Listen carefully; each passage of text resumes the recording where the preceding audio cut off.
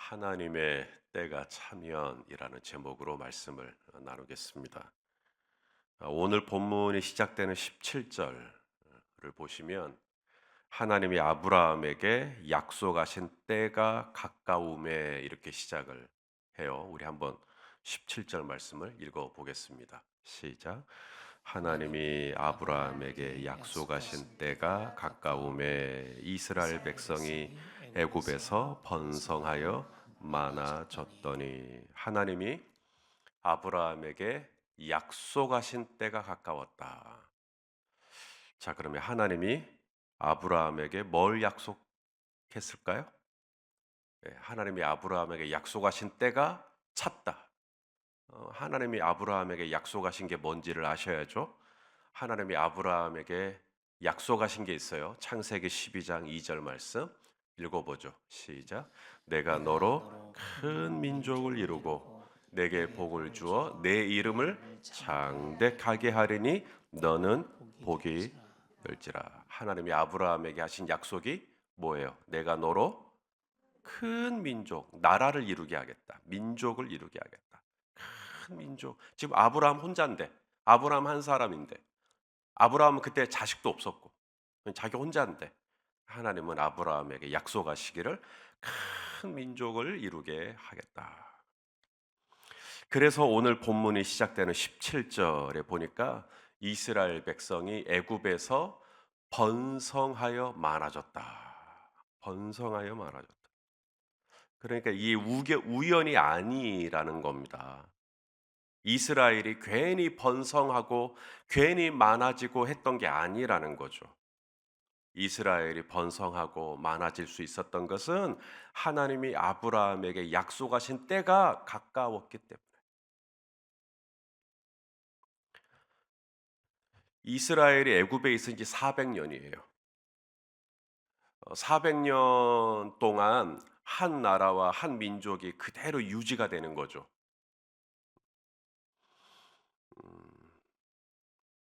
400년이 지나도록 그렇게 될 수 있지라는 생각이 들 수도 있겠지만, 여러분, 400년이 지나는 사이에 어떤 민족은 아예 역사에 사라지기도 합니다. 400년이 지나는 사이에 그 나라가 흔적조차 없어지기도 하죠. 하지만 이스라엘은 애굽에서 오히려 번성하고 많아졌다. 이것은 이스라엘이 잘해서가 아니라는 겁니다. 이스라엘이 잘나서가 아니라는 거예요.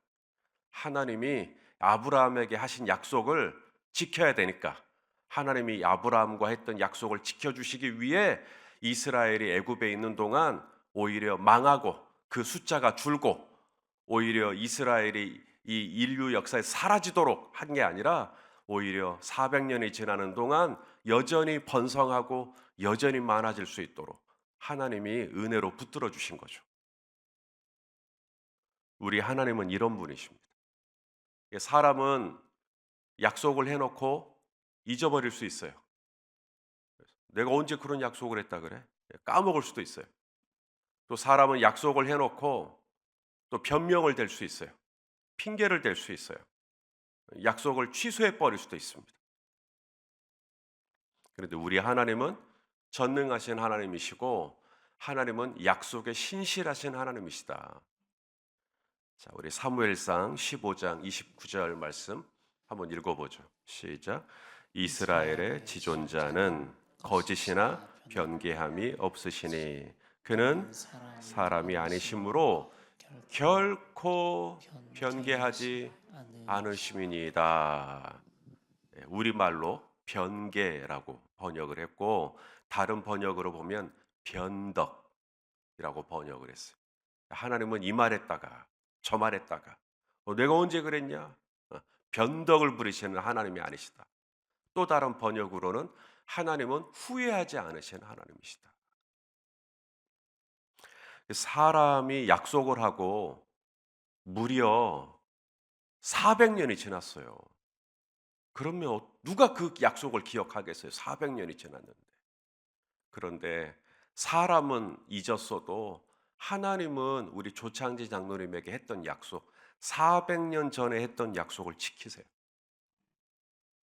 우리 김송작 원사님한테 400년 전에 했던 약속을 하나님은 지키실 수 있다고요.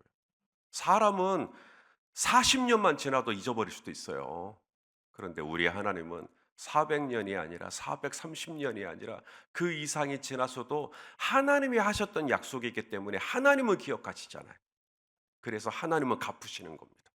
그래서 이스라엘 백성이 애굽에 있는 동안 이 이스라엘 백성이 사라지지 않도록, 이스라엘이 애굽에 있는 동안 얼마나 고생이 많았는데 하나님이 계속 붙들어 주시는 거죠. 하나님이 아브라함에게 주신 약속, 첫째가 뭐냐면 큰 민족을 이루게 하겠다. 그래서 이스라엘이 번성하고 많아지는 거예요. 그다음에 하나님이 아브라함에게 하신 또 다른 약속이 있어요. 두 번째 약속.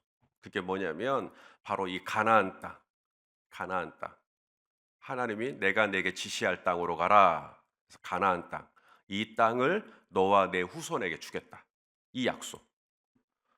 자, 그 약속이 창세기 17장에 있어요. 7절, 8절 읽어보죠. 시작.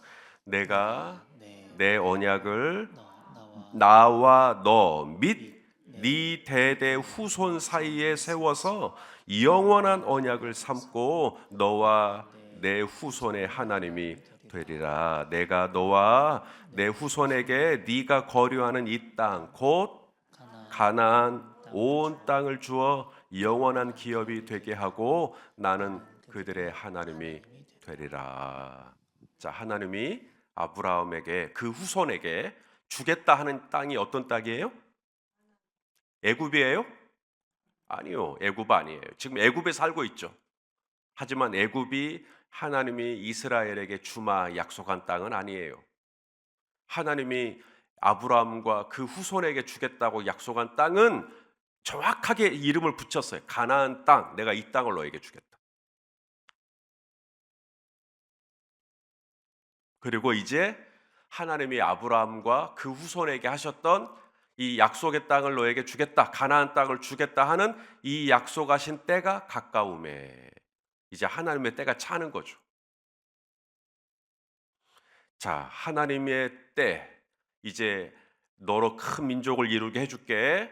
내가 이 땅을 너에게 줄게. 너의 후손에게 줄게.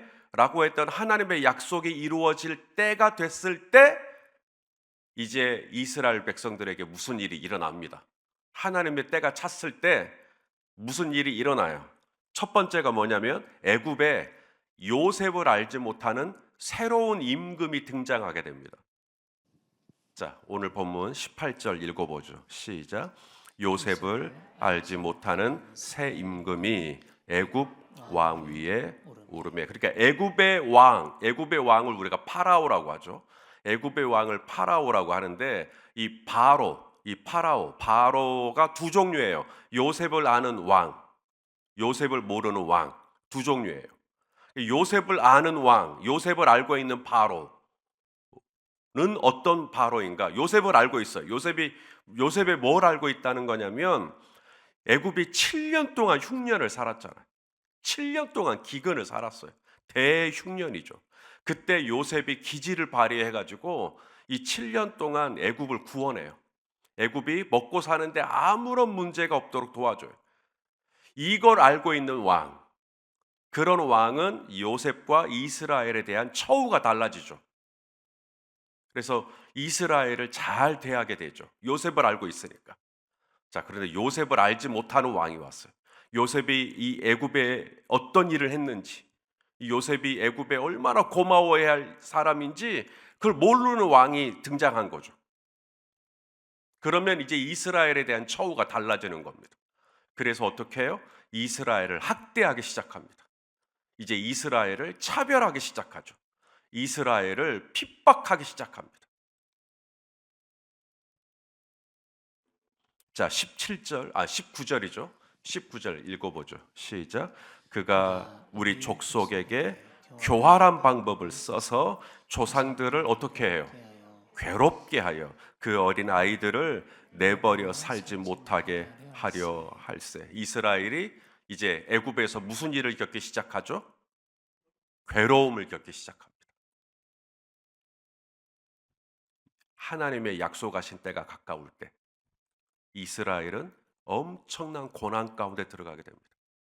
요셉을 알지 못하는 새 임금이 등장을 하고 교활한 방법으로 이제 이스라엘을 핍박하고 이스라엘을 괴롭히는, 어떻게 괴롭혔나 이제 출애굽기를 이미 아신다면 이 애굽의 바로가 이스라엘에게 국고성을 짓게 하죠. 비돔과 라함셋 두 도시에 국고성을 짓게 해요. 그러면 이제 벽돌로 지어 올라가는 거 아닙니까? 그래서 하루에 우리 조영한 장로님은 한 200개, 우리 한영애 장로님은 한 150개, 그렇게 수량을 정해줘요. 그리고 만일에 이 벽돌 굽는 수량을 못 맞추면 이제 감독자가 나타나서 채찍질을 이제 무차별하게 때리는 겁니다. 그러니 이스라엘 백성들이 얼마나 힘들고 고단하겠어요. 그렇게 하루하루를 사는 것이죠. 오늘도 내게 주어진 벽돌의 양을 체크하고, 아이고 내가 오늘 또 저 많은 벽돌을 내가 어떻게 다 굽는다냐, 그러면서도 또 그걸 구워내야만 할 수밖에 없는. 그러니 이스라엘이 이 애굽에 지내는 동안 이제 매일같이 탄식을 하는 거죠. 하나님 어떡해요? 하나님 죽겠어요. 하나님 힘들어요. 근데 그 탄식을 하나님이 다 들으셨다는 겁니다. 자, 또 오늘 본문 34절 같이 읽겠습니다. 시작. 내 내 백성이 백성이 애굽에서 애굽에서 괴로움 받음을 내가 확실히 보고 그 탄식하는 소리를 듣고 듣고 그들을 구원하려고 내려왔노니 이제 내가 너를 애굽으로 보내리라 하시니라. 하나님이 뭘 받대요? 괴로움 받는 것. 우리 성도님들이 괴로움 받는 것 확실히 받대요. 우리 김옥희 권사가 이렇게 괴로움 받았구나 확실히 받대요. 그 다음에 탄식하는 소리를 들었대요. 어떻게 탄식하는 소리를 들었을까요? 아마 탄식을 할 때 이랬을 것 같아요. 하나님 힘들어요. 그러니까 너무 힘드니까 하나님 나 죽겠어요. 하나님 나 정말 힘들어요. 막 이렇게 할 때마다 하나님의 그 탄식하는 소리를 다 들었던 거죠. 이게 이스라엘이었어요.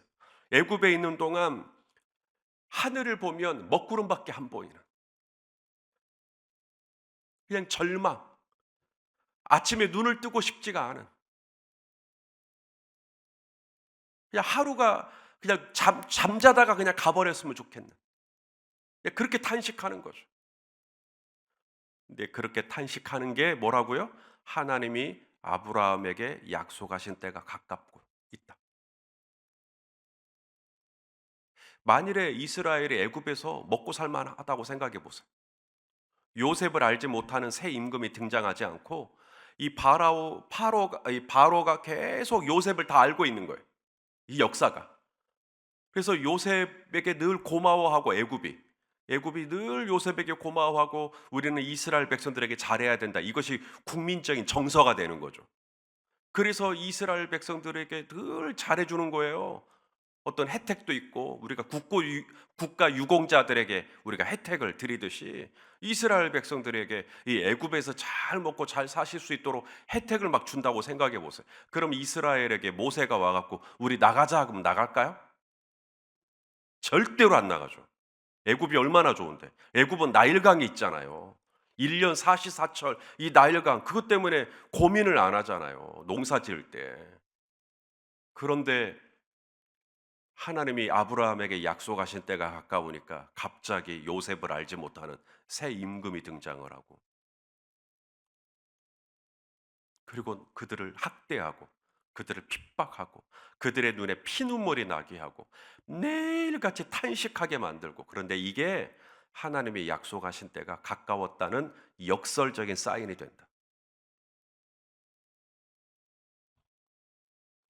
정말 하나님이 살아계시다면 어떻게 이 애굽에서 이스라엘 백성들이 이렇게 고통을 받을 때 하나님 도대체 뭐 하시나? 나 지금 너무 서러운데? 나 지금 너무 힘든데? 나 하루하루 이 눈물이 안 나는 날이 없는데? 그런데 바로 그때가 하나님이 우리 이전순 집사님에게 약속하신 때가 무르익어 가고 있는 거다. 진짜 하나님의 약속하신 때가 점점 가까워지고 있는 때다. 그래서 우리는 탄식을 하고, 그래서 우리는 학대를 받고 괴로움을 받고, 모세도 마찬가지.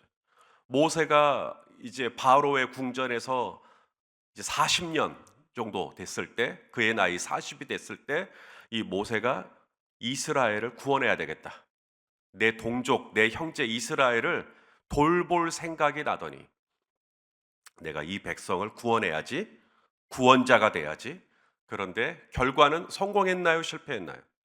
실패했습니다. 자, 28절, 29절 읽어보죠. 시작.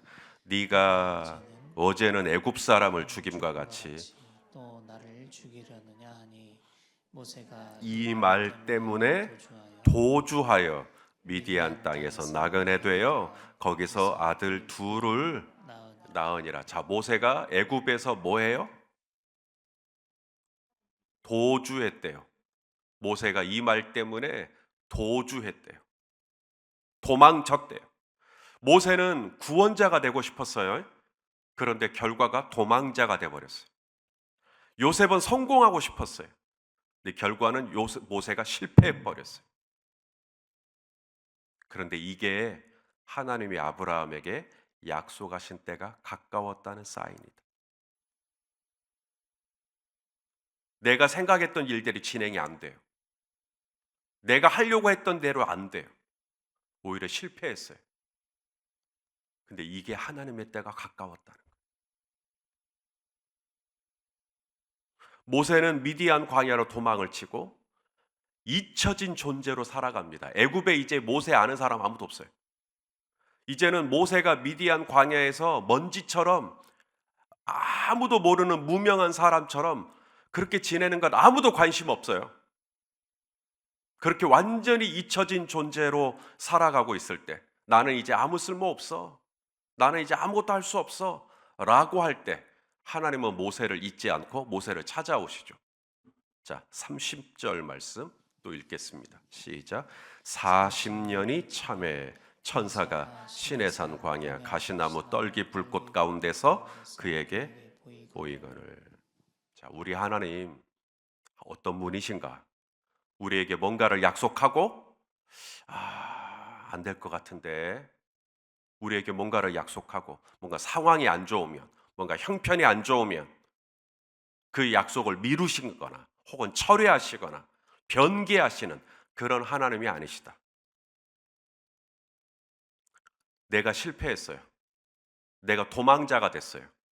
그러면 하나님의 약속이 미뤄지거나 수정되거나 철회되거나 하는 게 아니다. 내가 실패했어도 내가 계획한 일들이 틀어졌어도 하나님의 약속은 틀어지지 않아요. 나의 허물과 상관없이 하나님의 약속하신 때가 차면 하나님은 그 약속을 이루십니다. 이스라엘은 탄식했어요. 하루하루. 우리 어떻게 사냐고. 우리 앞으로 계속 이렇게 사는 거냐고. 죽을 것 같다고. 근데 모세도 탄식했어요. 모세도 절망했어요. 모세도 자기 스스로로 죄책감을 가졌어요. 두려움의 탄식, 죄책감의 탄식. 그런데 이 모든 것들이 실수가 아니라 누구의 잘못이 아니라 하나님께서 아브라함에게 약속하신 때가 가까웠기 때문에 이루어진 일들이에요.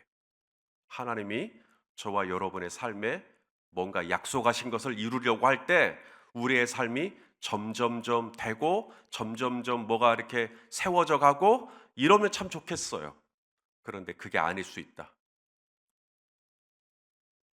우리 성도님들 중에 혹여 요 근래 좀 한숨이 는 탄식이 느신 성도님들이 계실지 모르겠습니다. 하루하루 정말 먹구름에 끼어 있는 것처럼 절망 가운데, 낙심 가운데 그렇게 사시는 분이 계실지 모르겠어요. 그리고 최근에 실패를 경험하고 왜 이렇게 나는 안 되지? 왜 이렇게 안 되지? 그렇게 절망하실 줄 모르겠어요. 그런데 여러분, 이 먹구름이요. 이 먹구름 아래에서 먹구름을 보면 이제 비가 오죠. 막 바람이 불죠. 먹구름 아래에 있으니까. 근데 비행기를 타고 먹구름을 뚫고 올라가잖아요. 그럼 완전히 새로운 세상이 열립니다. 먹구름을 볼 게 아니라 먹구름 너머에 하나님의 약속하신 때가 가까워 오고 있구나. 이걸 볼 수 있으면 우리는 먹구름 속에서 하나님을 찬송할 수 있을 줄로 믿습니다. 비록 내가 오늘 탄식이 늘어가고 나는 왜 이것밖에 안 될까? 내 자신에게 절망하고 나는 왜 또 실패했을까? 내 자신에게 실망하고 그런 일이 있을 줄 모르겠지만 우리 성도님들을 우리 주 예수 그리스도 이름으로 격려해 드리고 싶은 건 오히려 그때가 하나님이 우리 성도님들의 삶에 이루시려고 하는 하나님이 성취하시려고 하는 약속이 무르익어 가고 있는 사인이다. 그러니 낙심하지 말고 하나님께서 이제 곧 이스라엘을 구원하실 것이고 하나님이 이제 곧 모세를 데려오실 것이고 하나님이 이제 곧 일하여 주실 줄로 믿습니다. 이 믿음으로 오늘 기도의 자리로 나아가시기를 주님의 이름으로 축원합니다. 기도하시겠습니다. 아버지 하나님, 정말로 낙심되는 상황, 하루하루 탄식하지 않으면 살 수 없는 절망적인 상황, 나는 왜 이것밖에 되지 않을까? 하나님, 내 자신에게 실망할 수밖에 없는 상황, 오 하나님, 그런 가운데서도 하나님의 약속은 점점 성취되고 있고 하나님의 때가 이루어지고 있고 하나님의 그 신실하심을 바라볼 수 있도록 우리의 믿음을 주장하여 주시옵소서. 예수님의 이름으로 기도하옵나이다. 아멘.